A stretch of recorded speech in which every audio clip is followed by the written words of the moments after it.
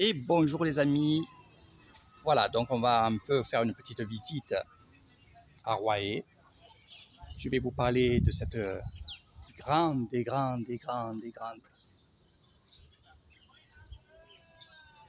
statue du Bouddha debout. C'est une des plus grandes de Thaïlande. 68 mètres de hauteur. Avec ce nuage, avec le nuage, c'est magnifique.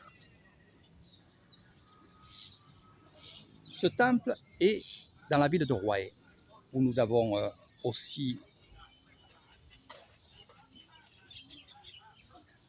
la maison d'ordement, un sala, qui est pour les moines.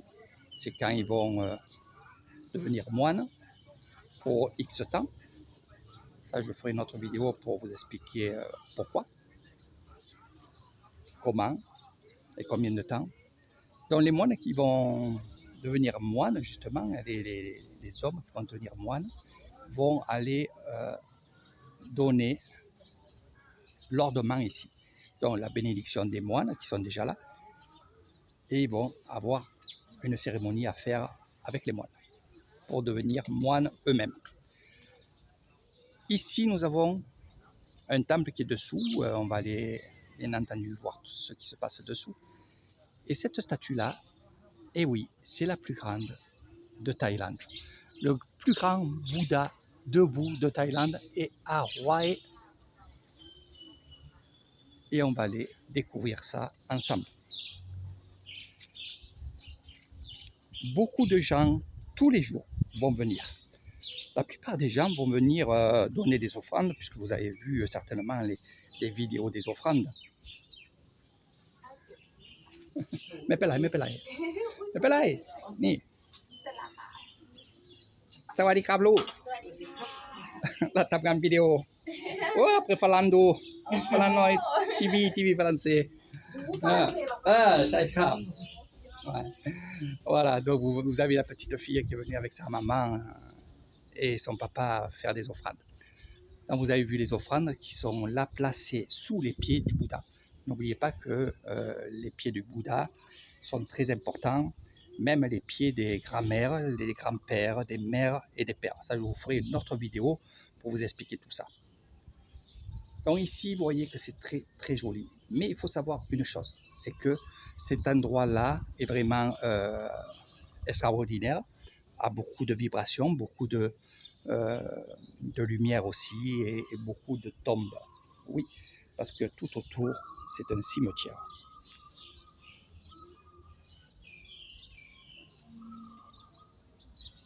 Voilà, tout autour du temple, c'est un cimetière. Pour ceux qui m'ont demandé la dernière fois si on venait mettre des fleurs sur les tombes, ah ben oui, une fois par an, comme en France, ah ben, on vient donner des offrandes à ceux qui sont morts, à nos défunts. Hein. Donc ici, vous voyez, on est juste au pied. Et je vous expliquerai pourquoi aussi que les pieds du Bouddha et que les grands-parents et les mères et pères et ainsi de suite sont très très très importants. Hein, je vous expliquerai ça sur une autre vidéo. Si un jour j'ai le temps, j'irai dans les rizières et je vous ferai une petite vidéo comme ça. Une statue qui date de beaucoup de temps.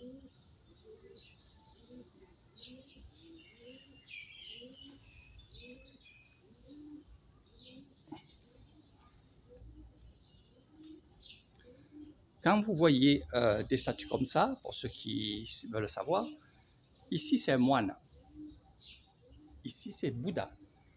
C'est un rapport à la coiffe. C'est comme ça que vous pourrez voir si c'est Bouddha ou pas. Donc là-bas, ce que vous voyez, 67 mètres 85, ça, c'est incroyable, incroyable. Voilà.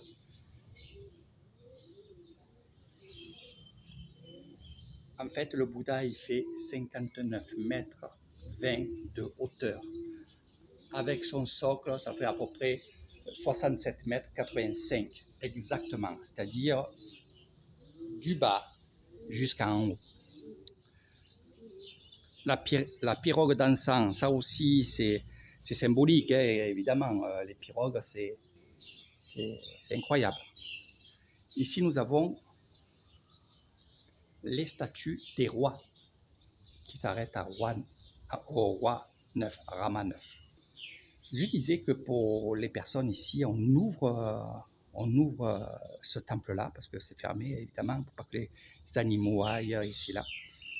Mais on ouvre le temple de très bonne heure, à peu près à 5 heures du matin, parce que les gens, avant d'aller travailler, ils vont venir prier. Hein, voilà. Et il y en a que, avant d'aller passer un examen, bon, vous avez compris qu'ils viennent prier. Donc vous voyez, il n'y a que des tombes ici. Ce que vous voyez derrière là-bas, en train de se construire, c'est un stoupin, c'est une tombe. Hein. Ça sera une tombe bouddhiste, donc d'un moine. On va rentrer à l'intérieur du temple, faire une petite visite. Donc évidemment, le gong, j'aime bien le faire sonner.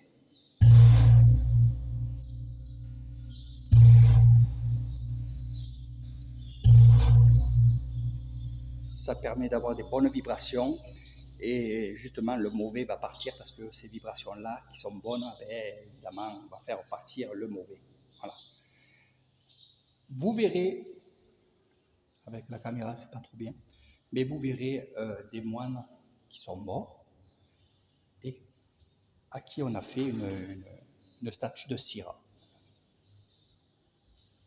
Très, très important. Je vais vous faire un peu le tour pour que vous voyez un petit peu. Donc les portes sont ouvertes évidemment. On ouvre toujours les portes des temples pour qu'on ne sait jamais s'il y a un mauvais qui est ici, qu'on puisse le faire partir. On le chasse avec les gongs, avec l'encens. Les démons, ils n'aiment pas justement l'odeur de l'encens. C'est un peu comme vous avec l'eau bénite, mais malgré que nous aussi, on a l'eau bénite. Donc ceux qui sont intéressés aussi pour connaître tout ce qui est guérison, tout ce qui est sorcellerie, parce que évidemment, il y a beaucoup de choses comme ça. On fait beaucoup pour les gens qui sont possédés, des choses comme ça. Donc je vous en parlerai aussi sur une autre vidéo. Donc là, on est sous les pieds du Bouddha. Le tissage qui est très très important en Nissan, ça aussi je vous en parlerai parce que ça serait très très long si je vous parlerai maintenant. Donc le tissage évidemment se fait. Voilà. Ici nous avons les 7 jours de l'année, de la semaine. Je me perds les mots parce que là il y a vraiment de la bonne vibration. Je ne peux pas vous dire pourquoi, mais voilà. Je le dirai quand vous serez avec moi, pas sur les vidéos. C'est un endroit vraiment spirituel et il y a quelque chose au milieu qui fait que c'est vraiment quelque chose d'extraordinaire. Donc les 7 jours de la semaine, voilà, plus Bouddha.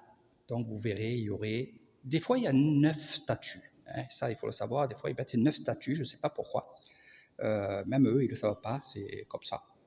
Quand je leur pose la question, on me dit c'est comme ça. Donc je vous dis pareil que quand je vous parle, c'est parce que je parle avec des moines.